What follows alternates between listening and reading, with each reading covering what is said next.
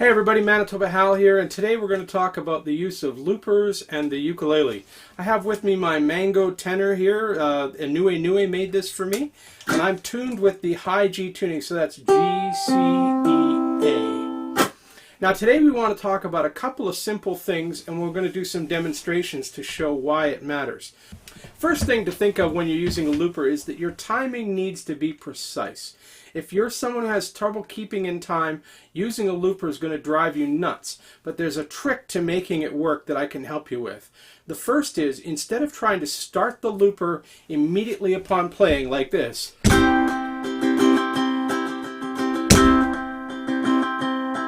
now, you hear that sounds all right because I have pretty good time.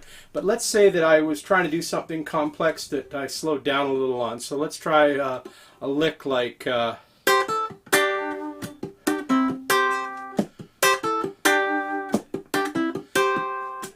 I want to do that lick over and again. Which is really just a transition between a C5 and a G chord. But if I was just a little late on my loop, so I got this part right, so I go.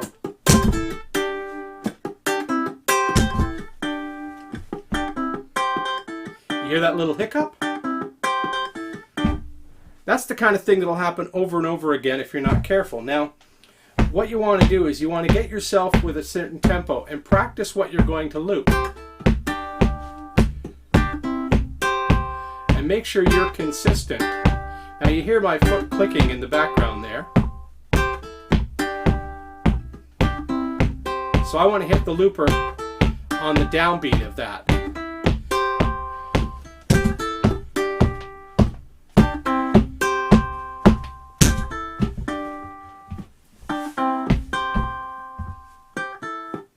Now you hear that repeats with a proper rhythmic cadence.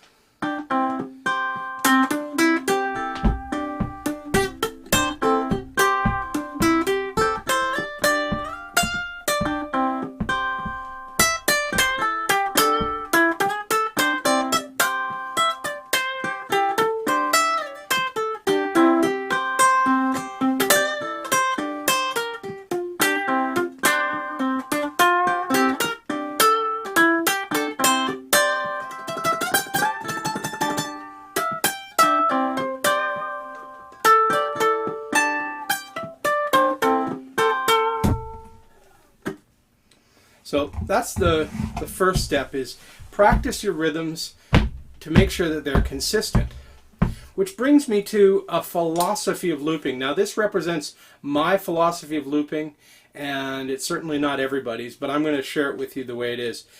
There are different ways you can think about looping. One is to capture a whole phrase. So for example, if I wanted to play a blues progression, so this is my basic C progression like we've done on these tutorials here.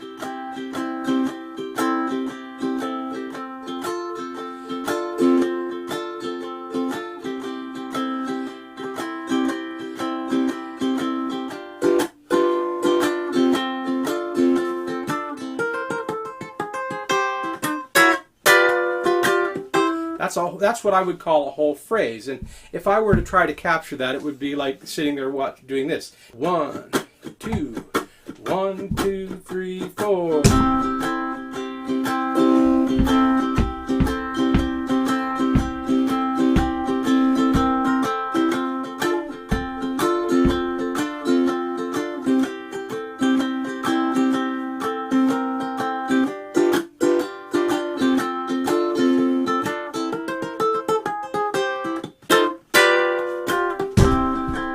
So now I have that phrase repeating over and over again.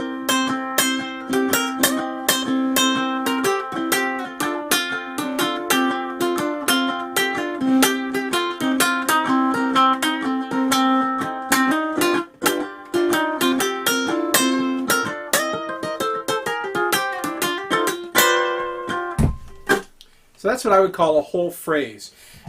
This works okay for practicing solos, but I think in a performance capacity it can get kind of stale watching someone set up a whole phrase. Now, if on the other hand you're in the middle of playing a song and you just want a little solo section where you want to be able to break away from your rhythm playing, if you surreptitiously record that phrase, meaning just before you need it, and then start playing over it and then drop it out afterwards, it works really well. I've known a few jazz guitar players that have done that, and it's a very effective kind of a thing. Now, on the other hand, there is groove looping. Now, this is what I tend to do, and this is where you create a 10 to 20 second or even less groove that repeats over and over again. And so basically you come up with something that suits your song. So for example, we're going to stick to the key of C. No, we'll go to B flat minor. I know you all hate it, but I got a really nice groove for it. So you got a thing this is your prime rhythm. So you loop that as many bars as you need. Now you probably only need 2 or 4 bars. It should be an even number. Then you start layering the solo or the loop.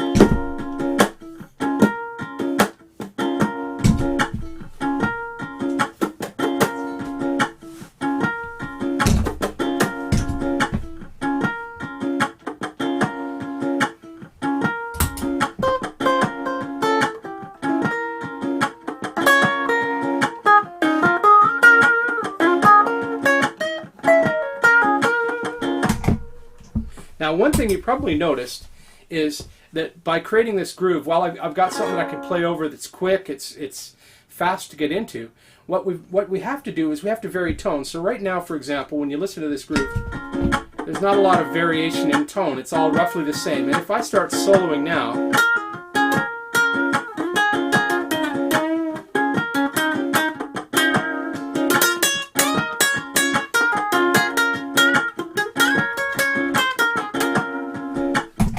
it's hard to tell the difference.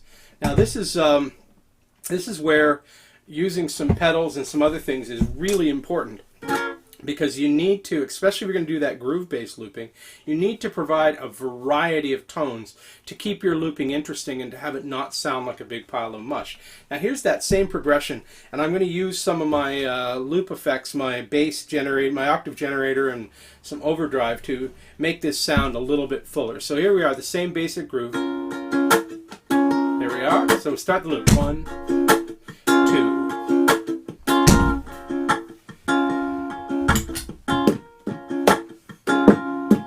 There's the beat.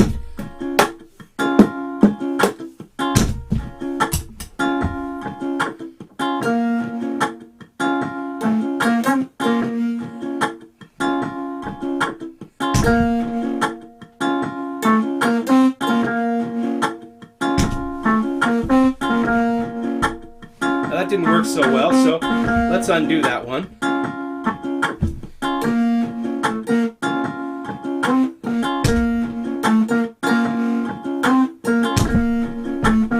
That's better.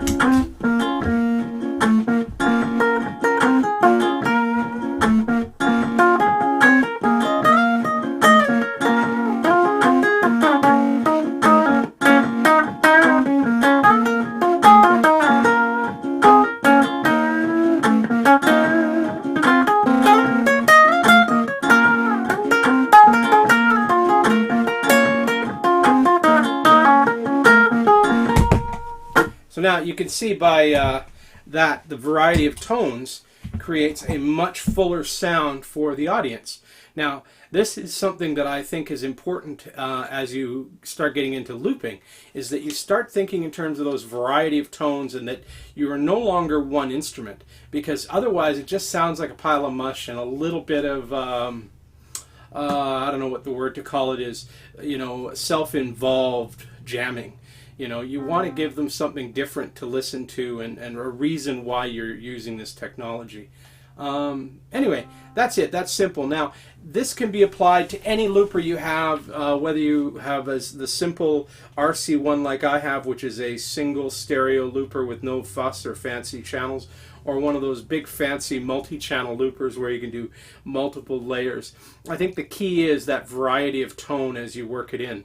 I've noted that a lot of people who started with more expansive loopers often end up with simpler ones, because the process is really kind of simple. It's record one track, record an overdub, record another overdub, and if you do it creatively, if you limit your choices, you learn to do it fast, and you learn to do it creatively, you learn to do it with entertainment, and above all else, keeping the song and the performance at the forefront, not the looping.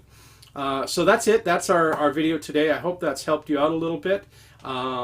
Take some time and practice, and by all means comment below if you have any questions, if you have any things you want to discuss. Let me know in the comments below, and I will answer them, and we can keep talking. Hey everybody, thanks for watching my video on live looping for the ukulele. I want to send a thank you out to all my Patreon subscribers. You are the people that are making these videos possible. So thank you for your continued support.